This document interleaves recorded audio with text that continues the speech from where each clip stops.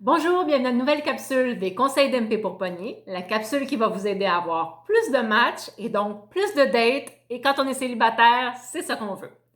Aujourd'hui, je vais vous parler des échanges par écrit. Quand on a un match, on ne perd pas de temps, on écrit vite à l'autre personne. Je vais vous donner un exemple d'un échange typique qu'on peut retrouver sur une application de rencontre. Allô? Allô? Ça va? Ça va. Et toi? Ça va. Un peu banal, hein? Alors, comment pimper vos conversations? Je vais vous donner un outil. Ça s'appelle les questions ouvertes. Ça, c'est des questions où l'autre personne ne peut pas vous répondre par oui ou non. Par exemple, salut, comment ça va? Là, je suis obligée de me demander comment je me sens. Est-ce que je vais bien? Est-ce que je vais mal? Est-ce que je vais super bien? Peu importe. Le but des conversations par écrit, c'est de tester votre compatibilité. Est-ce que vous avez les mêmes valeurs? Par exemple, si moi je suis une fan finie de Donald Trump, je considère que c'est un génie incompris, personne ne comprend son deuxième et son troisième degré, puis que je suis en conversation avec un fan de Québec solidaire qui a voté pour Manon Massé, ça se peut qu'on ne soit pas compatible. Alors la conversation va nous servir de filtre pour savoir si on est prêt à passer à l'étape suivante, qui est la rencontre. Et oui, les amis, ce sont des applications de rencontres et le but, c'est de faire des rencontres. Pourquoi? Parce qu'il faut tester la chimie. La chimie, c'est physique, c'est l'attirance, c'est le non-verbal, c'est les phéromones. Et pour ça, il faut être face à face, il faut se rencontrer en chair et en os. Alors, comment vous dire? Je ne sais pas comment vous expliquer l'importance de ne pas passer trop de temps sur les échanges par écrit. Passez pas votre vie à raconter votre vie, justement.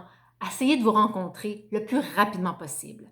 Moi, je vais vous raconter une expérience que j'ai vécue avec un gars, il s'appelait Ryan. On s'est écrit pendant 3 semaines. Grand fan de Game of Thrones, amoureux des pâtes italiennes, comme moi. Pendant 3 semaines, presque à tous les jours, on s'est échangé des messages. Au bout de 3 semaines, j'ai dit à Ryan, ça te tente qu'on se rencontre? Il a accepté. Et le jour de notre rencontre, alors que je reconfirme, on se voit toujours ce soir, eh bien, Ryan m'a ghosté.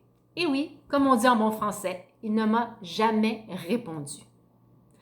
Eh bien, comment te dire, Ryan? Pendant les 3 semaines que je t'ai écrit, mais moi, j'aurais pu être en train d'écrire à quelqu'un d'autre qui s'intéresse à moi. Tu m'as fait perdre mon temps et ça, c'est inacceptable. Un autre exemple, c'est avec JF.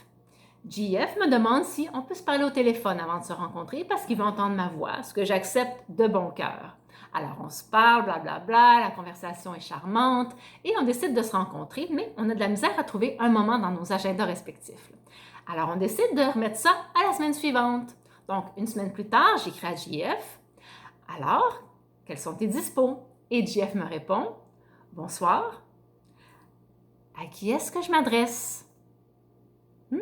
Alors, JF avait trop de conversations en même temps et il a perdu le fil. C'est pour ça, les amis, comment vous dire?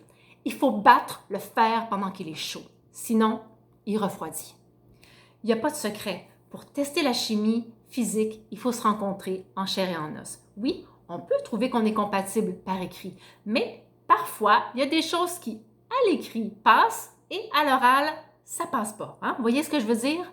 Aussi, quelqu'un peut être très photogénique et puis, quand vous le rencontrez en vrai, finalement, il n'est pas si cute que ça. Mais c'est pas grave. L'important, c'est de rencontrer la personne pour voir si on a le goût d'avoir une deuxième date puis une troisième date. On est en déconfinement. Les parcs sont pleins. Comment vous dire? Vous pouvez donner rendez-vous à quelqu'un sur un banc de parc, là. Gardez 1 mètre, 2 mètres si vous voulez. Vous pouvez faire un pique-nique. Vous pouvez donner rendez-vous au jardin botanique pour votre première date. Sky's the limit. C'est votre imagination qui vous limite. Alors, j'ai, pour résumer, mes 2 conseils, les questions ouvertes et attendez pas avant de rencontrer quelqu'un pour tester la chimie. Voilà, je vous souhaite une belle semaine et n'oubliez pas, quand on se compare, on se console. Ciao, ciao!